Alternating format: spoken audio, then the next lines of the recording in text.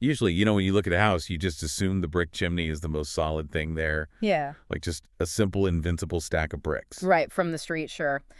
But underneath that brick facade, it's actually this incredibly complex and honestly surprisingly vulnerable structural system.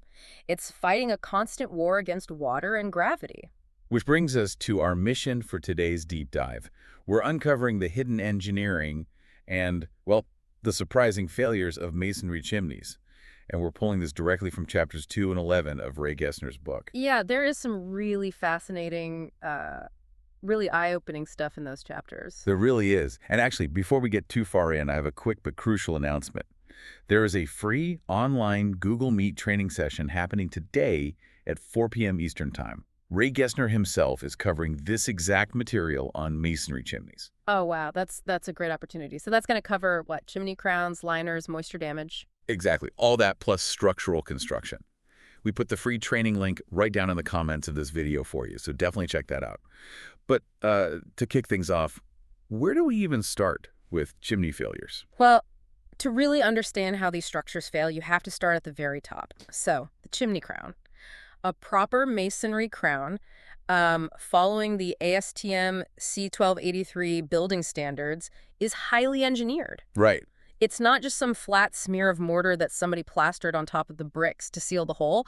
It has to have a minimum 2-inch overhang. Okay, let's unpack this for a second. Yeah. Because I look at the crown kind of like an umbrella for the house, right? Yeah, that's a perfect way to look at it. Because if that umbrella doesn't extend past your shoulders, the water just runs right down your back and destroys the masonry. Exactly. And underneath that 2-inch overhang, there needs to be a specific drip slot carved in. So that combination ensures rainwater actually breaks surface tension, drops off the edge, and just falls away from the structure entirely. Instead of just washing directly down the vertical brick face? Right, exactly. Because when that umbrella fails, water gets inside, and then we start seeing efflorescence. Wait, efflorescence? Mm. You mean that white chalky residue you see on the outside of bricks sometimes? Yeah, exactly, that chalky stuff. But isn't that just a cosmetic annoyance? I mean, a lot of people just pressure wash that off and call it a day. People definitely do that, but it is actually a massive red flag. It means water is actively migrating from the inside of the chimney structure outward. Oh, so it's coming from the inside.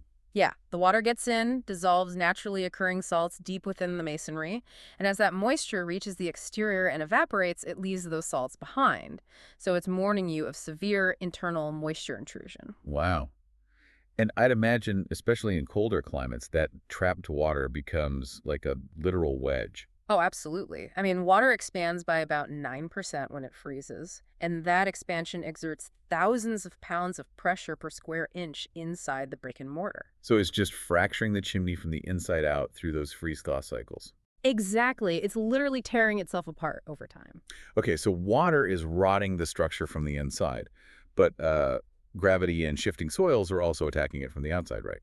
Which leads us to what the sources call a buck chimney. Yes, the buck chimney. It is one of the most vulnerable setups you will ever encounter.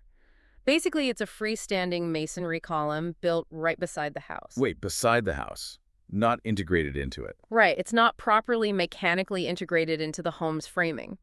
Historically, builders did this as like a cost-saving measure, bypassing the labor of actually tying the heavy masonry into the skeletal structure of the home. That is wild. So Yeah. you basically have an incredibly heavy, rigid tower sitting on its own foundation right next to a house on a totally different foundation. That is exactly the situation, yes. It's like setting a heavy bookcase on a plush rug right next to your living room wall. As you walk on the rug, the bookcase eventually just leans away from the wall because they aren't physically anchored together. That captures the physics perfectly. Because the soil settles differently under those two distinct foundations, they move independently. Over time, the chimney literally pulls away from the siding. Which sounds like a massive structural hazard. I mean, how do building codes even address that today to prevent a literal ton of bricks from tipping over? Well, modern codes dictate that if the masonry isn't mechanically secured with proper corrugated metal ties, Right, embedded into the mortar joints? exactly, anchored right to the home's studs, if you don't have those ties, the masonry walls themselves have to be significantly beefed up. We're talking at least 12 inches thick where they meet combustible framing. Wow, 12 inches. Yeah, it dramatically lowers the center of gravity and increases stability so it doesn't just tip over. Man, it really changes how you look at a roof line. I mean, the next time you look at a brick chimney, you'll realize it's this complex, moving, breathing system, not just a static pile of bricks. No, not at all. It requires highly precise engineering from the footings all the way up to that umbrella crown. Definitely. And hey, if you want to dive even deeper into that engineering, remember to click the link in the video comments for Ray Gessner's free 4 p.m. Eastern Google Meet training today. It's going to be super informative. Definitely check it out. For sure. But we'll leave you with a final thought to mull over today. If modern homes are built to be perfectly sealed and airtight for energy efficiency, Right. where exactly is a roaring fireplace getting the oxygen it needs to burn without pulling toxic smoke right back into your living room?